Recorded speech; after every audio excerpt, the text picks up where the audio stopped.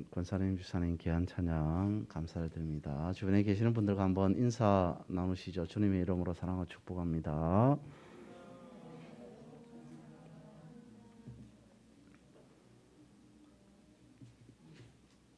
찬양을 선택을 하셔도 어떻게 또 그런 찬양을 선택을 하셨습니까? 말씀을 준비한 제 입장에서 우리 권사님, 집사님하고 같이 드린 그 찬양을 들으니까 오늘 본문에 나타나는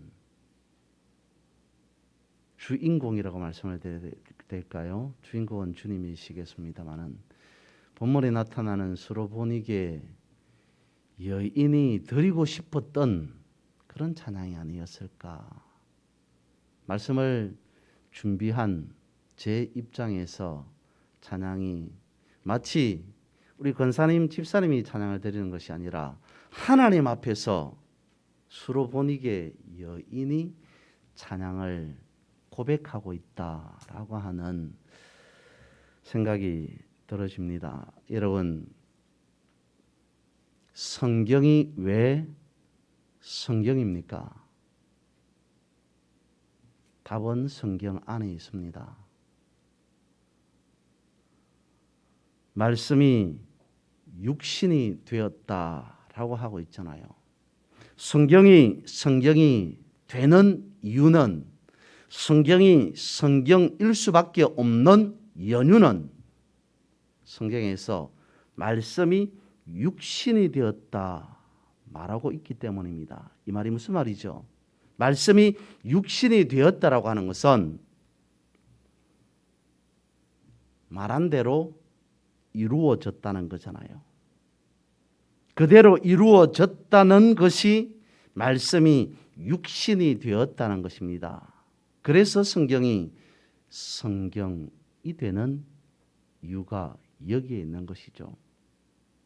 우리는 성경을 말씀이라고 하기도 합니다만 특히 언약이라고 이야기를 합니다. 구약, 신약이라고 부르면서 언약이라고 하잖아요.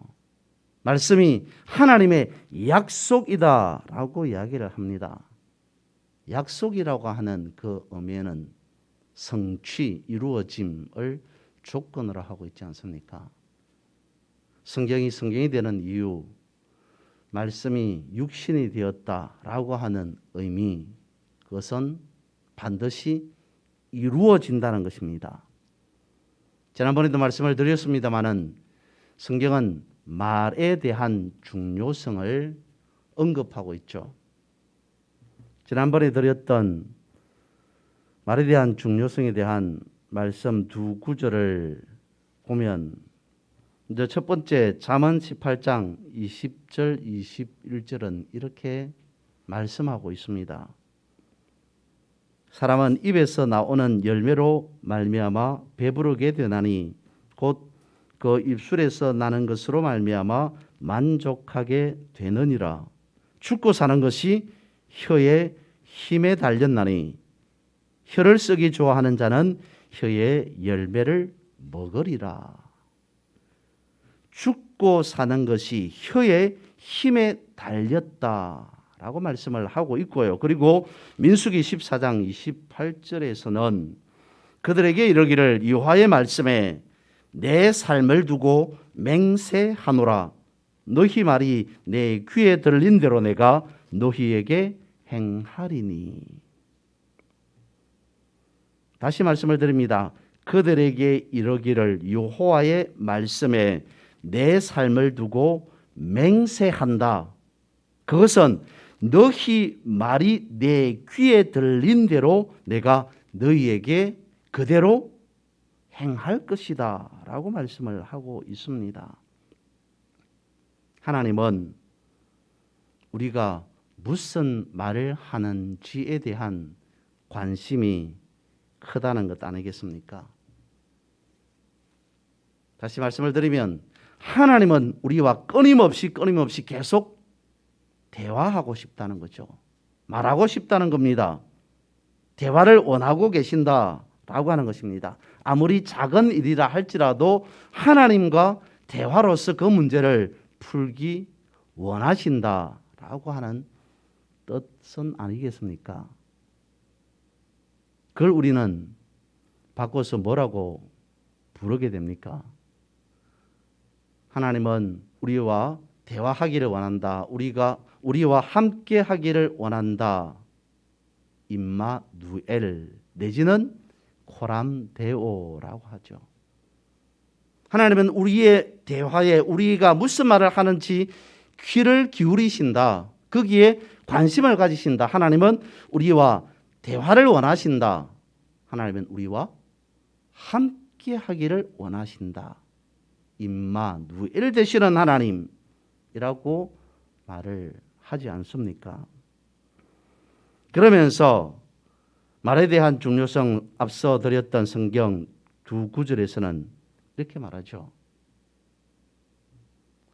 우리가 임마누엘하고 코람데오 하니까 어떻게 하라고요? 말 조심하라 라고 성경은 가르쳐 주고 있습니다. 하나님께서 우리가 무슨 말한지를 귀를 기울이신다. 하나님께서는 우리와 함께 하신다 라고 하는 것은 다르게 말씀을 드려보면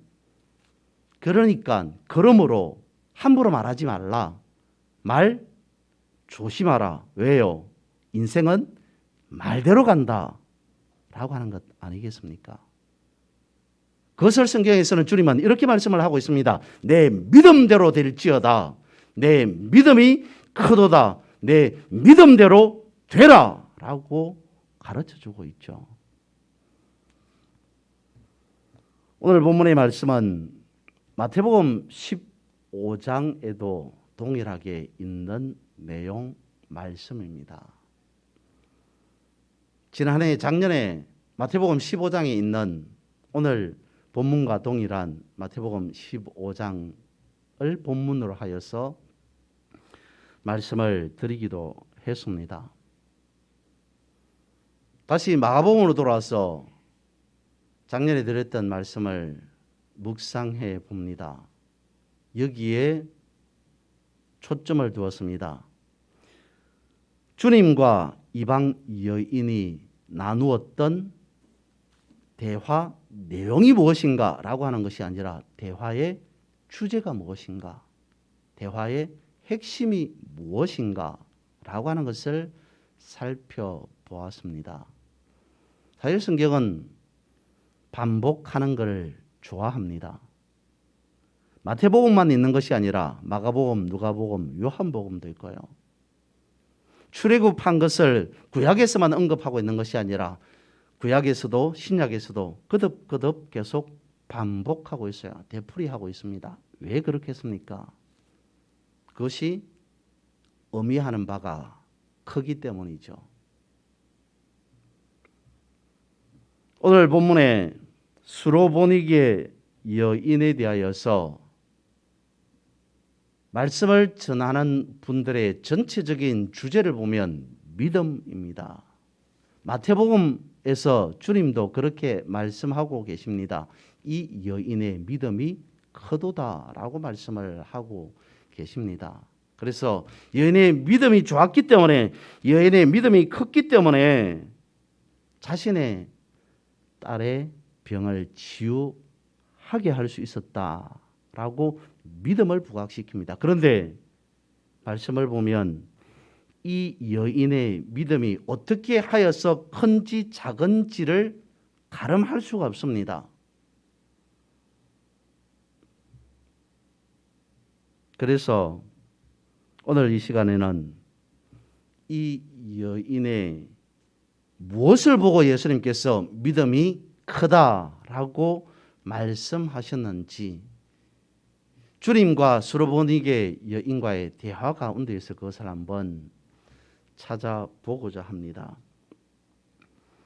예수님과 수로보니게 여인과의 대화가 어떤 의미를 가지고 있는가라고 하는 것을 살펴보고자 하는데요.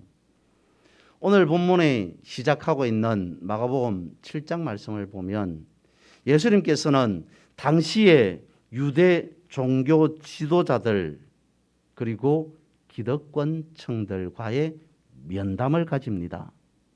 그리고 두로 지방에서 한 여인을 만나게 되죠. 본문의 말씀 마가복음에 의하면 이 여인을 수로보니게 여인이라고 지칭을 합니다. 수리아에 살고 있는 페니키아 사람이라고 하는 뜻에서 수로보니게라고 하는 여인의 이름이 아닙니다. 지명과 지파에 소속된 사람, 이방 여인이 등장하죠. 그러니까 굳이 수로보니게라고 하는 말을 넣은 이유는 이것입니다. 이 여인은 이방 여인이라는 겁니다. 당시에 이스라엘 백성들이 유대인들이 바라보는 이방 사람들은 어땠을까요? 한마디로 부정한 사람들이었습니다. 하나님을 알지 못하는, 하나님을 믿지 않는 부정한 사람으로 취급 인식하던 때였습니다. 그런 측면에서 수로보니게 여인이라고 하는 말로 지칭을 하고 있습니다. 부정한 여인이다라는 거죠. 이미 이 여인은 율법에 낙인 찍힌 부정한 사람이다라고 하는 의미를 깔고 있습니다. 다시 말씀을 드리면 가까이 해서는 안 되는 사람이라는 정도의 의미라는 거죠. 그래서일까요? 예수님께서도 이 여인에게 그다지 친절하게 대하지를 않습니다. 요청을 거절을 합니다. 내지는 심지어는 더 모욕적인, 여인을 향해서 모욕적인 말까지 합니다. 자녀의 떡을 취하여 개들에게 던짐이 마땅치 아니하니라. 아무리 이방인이라 하더라도 예수님마저 이런 말을 하시는 건 좀 아니다 싶습니다. 다른 곳을 보면 예수님께서는 전혀 그렇지 않았거든요.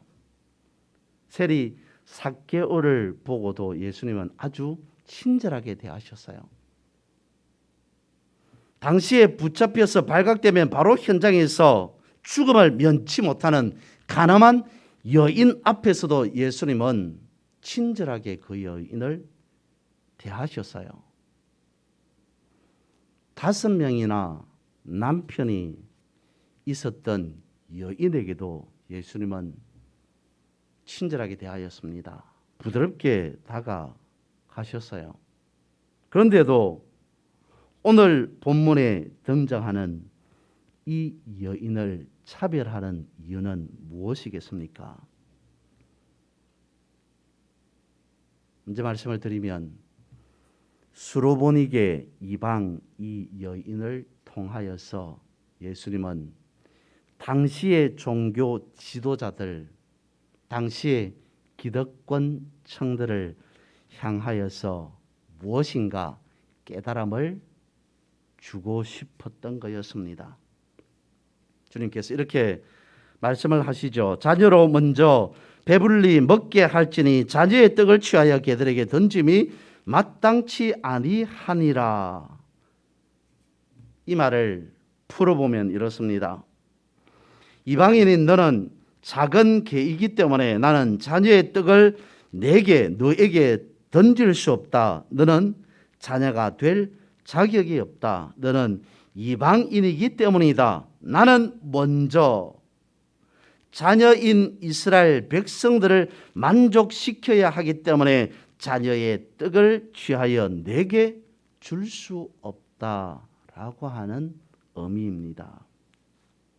그 말을 들었던 수로보니게 이방 여인이 이렇게 대답합니다. 예, 주님, 맞습니다. 옳습니다. 나는 내가 작은 개라는 사실을 부인하지 않습니다. 그러나 상 아래에 있는 작은 개들도 자녀들의 부스러기를 먹을 권리는 있습니다. 라고 대답을 하죠. 오늘 우리가 가지고 있는 성경은 그냥 개라는 표현을 하고 있습니다만은 원어에 가까이 보면, 원어적인 측면을 보면 작은 개라고 하는 의미가 들어가 있습니다. 내지는 성경에서 말하는, 본문에서 말하는 개 혹은 작은 개라는 것은 그냥 일반적인 어떤 개를 말하는 것이 아니라 애완용 개 정도가 됩니다. 연이하였던 그 말을 다시 풀어보면 이렇습니다. 주여 좋습니다.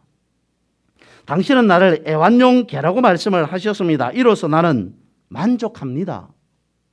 나는 상에 있는 자녀들이 될 필요도 없습니다. 내가 상 아래에 있는 애완용 개인 한 상 아래에 떨어지는 부스러기를 먹을 수 있다면 그것으로 나는 만족합니다. 그것으로 충분합니다. 라고 말하였던 거죠. 본문의 말씀으로는 주님과 이방 여인 수로보니게 여인의 대화에 대한 주제가 핵심이 무엇인지를 다 파악하기는 어렵습니다.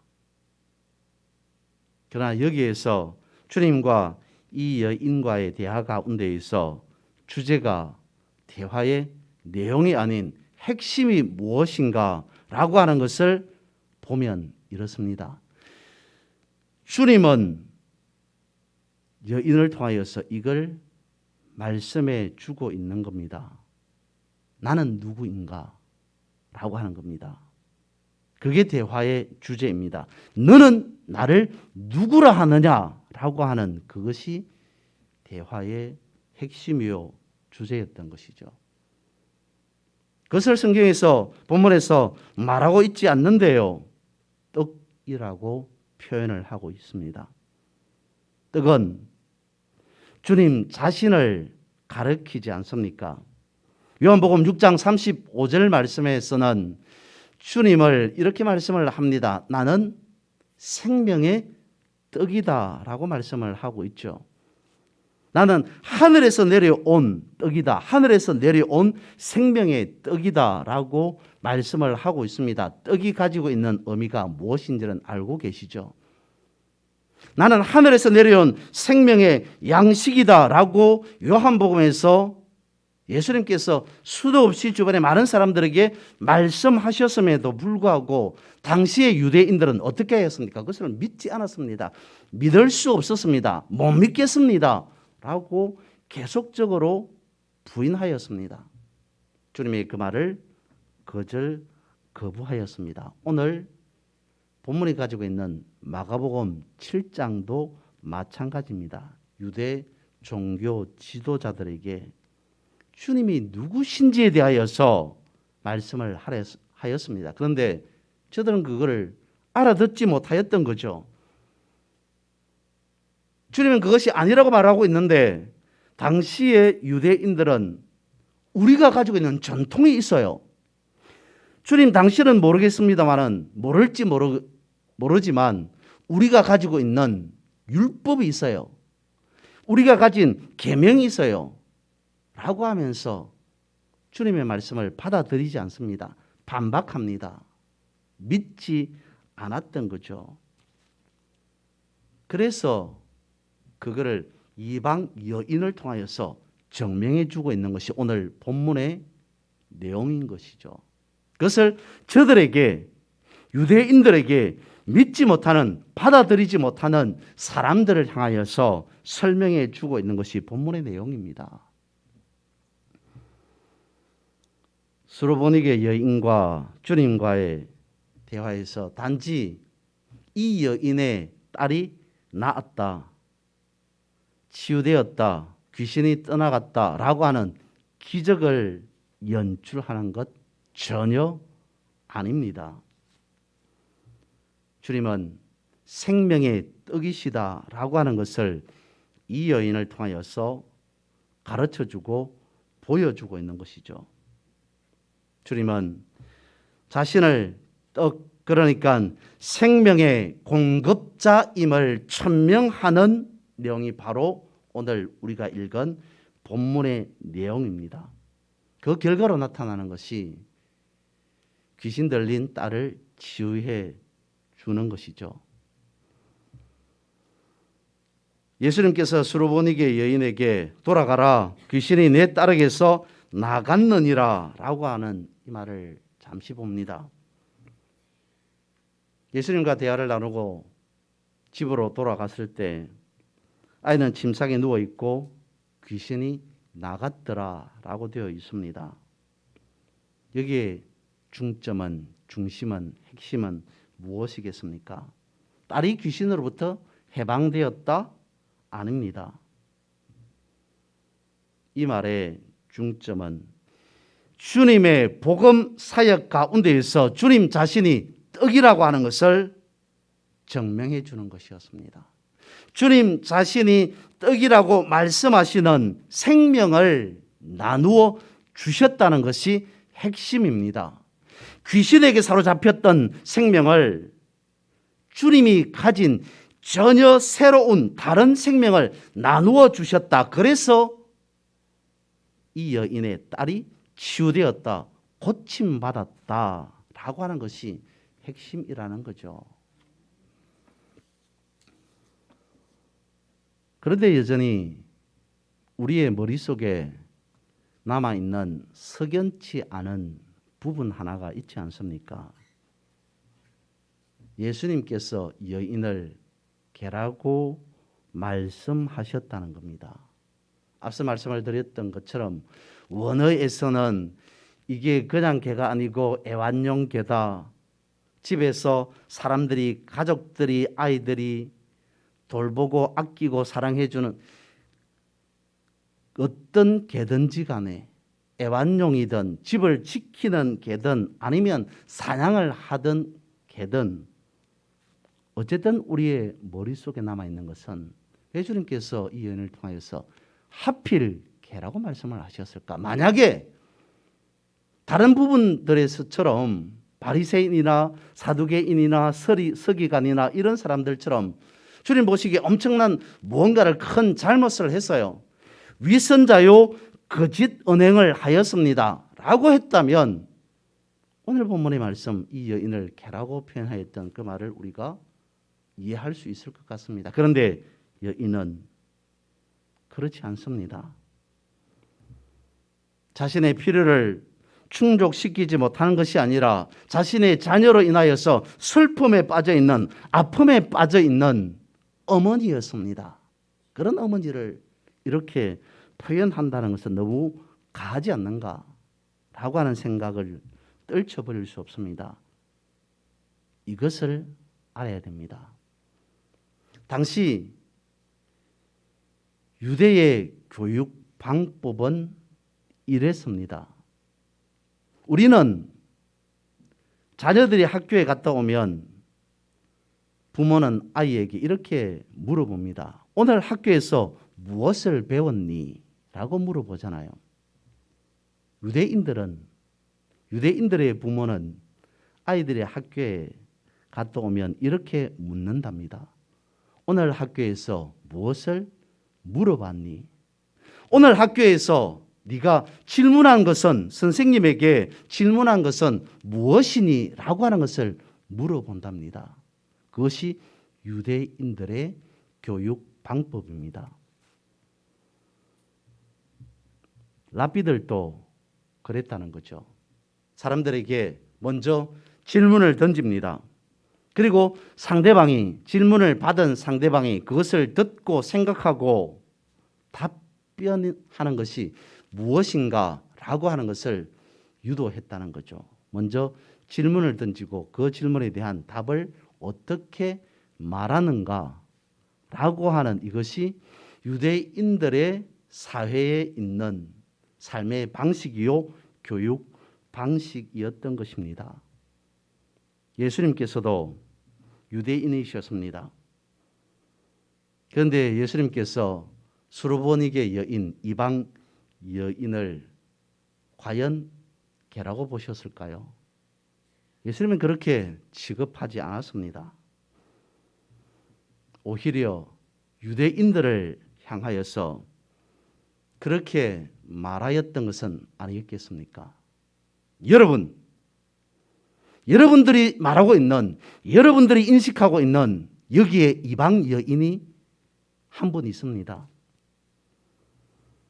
여러분들이 사람 취급하지 않는 한 사람의 말을 들어보십시오. 이 여인이, 이분이 무엇이라고 말하는지 유대인이라고 자처하는 여러분들이 들으셔야 합니다. 들을 필요가 있습니다. 그러면서 예수님과 수로보니게 여인과의 대화가 이어집니다. 예수님은 수로보니게 여인을 통하여서 이렇게 말씀하신 거죠. 여인이여, 유대인들은 자녀의 떡을 취하여 개들에게 던짐이 옳지 않다고 하는데 그 말을 들은 당신은 그것을 어떻게 생각하십니까? 라고 물었습니다. 개라고 취급하고 있는, 사람 취급받지 못하는 당신의 입장에서, 당신의 기준에서 할 말을 조금 하셔야 할 것 같습니다. 당신은 이 부분에 대해서 어떻게 생각하십니까? 라고 물었습니다. 여인이 대답하죠. 예, 주님, 그 말이 맞기는 합니다만 비록 부스러기 같은 작은 은혜일지라도 그것이 정말 하나님이 주시는 하나님의 은혜라면 그 은혜로 제 딸을 치유하기에 충분합니다. 그것만으로 저는 충분합니다. 라고 여인이 고백하였습니다.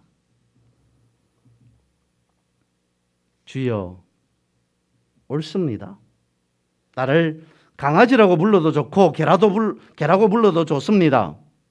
그런데 나는 그것이 중요한 것 아닙니다. 주님의 작은 은총이 필요할 뿐입니다. 여인이 주님께 그렇게 대답하였습니다. 내가 어떤 취급을 받든지 다른 사람들이 나를 누구라 하든지 나에게 그것이 중요한 것이 아니라 나에게는 주님께서 무엇이라고 말하는지, 주님께서 나를 어떻게 바라보시는지 그것이 중요합니다. 아니, 그것보다 훨씬 더 중요한 것은 이것입니다. 감히 나 같은 사람이 주님 앞에 나올 수 있다는 것, 주님 앞에 주님과 대화할 수 있다는 것, 그것이 나에게는 엄청난 은혜입니다. 그 부스러기 같은 은혜로 내 딸이 고쳐질 수 있다면, 내 딸이 치유될 수 있다면 이보다 더 큰 은혜가 있겠습니까? 나는 그것으로 만족합니다. 나는 그것으로 충분합니다. 그런 의미, 그런 측면은 아니었겠습니까? 수로보니게 얘는 어쩌면 들에 핀 한 송이 들꽃은 아니었을까라는 생각을 해 보았습니다. 아무도 알아봐 주지 않는, 아무도 인정해 주지 않는 그런 여인입니다. 사람 취급하지 않는 여인입니다. 하물며 자신의 자녀는 다른 자녀들과 같이 자랑스럽지도 않습니다. 떳떳하게 내세울 만큼 그런 자녀도 되지 못하였습니다. 그런 여인이 감히 주님 앞에 나왔습니다. 주님께서도 말씀하십니다. 여인이여, 다른 사람들이 그러는데 당신도 알다시피 유대인들은 당신을 사람 취급하지 않는다. 그래도 좋겠느냐? 그런 인식 받아도 좋으냐? 주님, 그게 중요한 게 아닙니다. 나에게 진짜 중요한 건 내가 주님 앞에 나올 수 있다는 것, 내가 주님과 대화할 수 있다는 것, 내가 주님을 만났다는 것, 주님께서 나를 인정해 주신다는 것, 그것이 저에게는 인생의 전부입니다. 라고 말하고 있지 않습니까? 이 여인은 마치 들에 핀 한 송이 백합화 같은 인생, 삶을 살아가지 않았겠습니까? 그런 측면에서 권사님, 집사님의 찬양을 들으면서 지금까지 내가 살아온 것, 주님의 은혜가 아닌가? 내 딸이 지금까지 그렇게 되었던 것, 내가 지금까지 주변의 사람들로부터 무시당하고 사람 취급받지 못하였던 것, 그 모든 것이 다 주님의 은혜가 아니었던가? 나를 주님 앞으로 이끌기 위한, 나를 주님 앞으로 인도하기 위한 주님의 섭리 아니었던가 라고 하는 것을 고백하지 않았겠습니까? 여인은 그것이었습니다. 나도 내 딸도 사람에게 인정받는 것이 아니라 주님 앞에 인정받는 그것이 필요하다. 본문의 말씀을 다시 보십시오. 여인과 주님과의 대화가 많았습니까? 길었습니까? 그렇지 않습니다. 한마디 주고받고 하는 그것이 전부였습니다. 오늘 우리가 주님 앞에 인정받으려면 많은 말이 필요 없다는 거죠. 한마디의 말을 우리가 평소 어떻게 하느냐에 따라서 달려 있다는 겁니다. 세상을 살아가면서 여러분들은 어떤 말을 하고 살아가십니까? 세상적인 말만 하고 살아가십니까? 아니면 하나님의 은혜로, 하나님의 언어로 하나님과 대화하며 살아가고 계십니까? 9월달입니다. 자님께서도 그렇게 기도하셨습니다. 결실의 계절 9월이 되었습니다. 말씀으로 천지를 창조하신 하나님은 우리가 무슨 말을 하는지 귀를 기울이고 계십니다. 내가 말한 대로, 내가 믿는 대로, 내 바람대로, 내 간구대로 될지어다 라고 말씀하시는 주님의 그 음성을 듣고 살아가는 승리의 9월달, 승리의 여러분들의 인생 삶이 되시기를 주님의 이름으로 축복합니다. 기도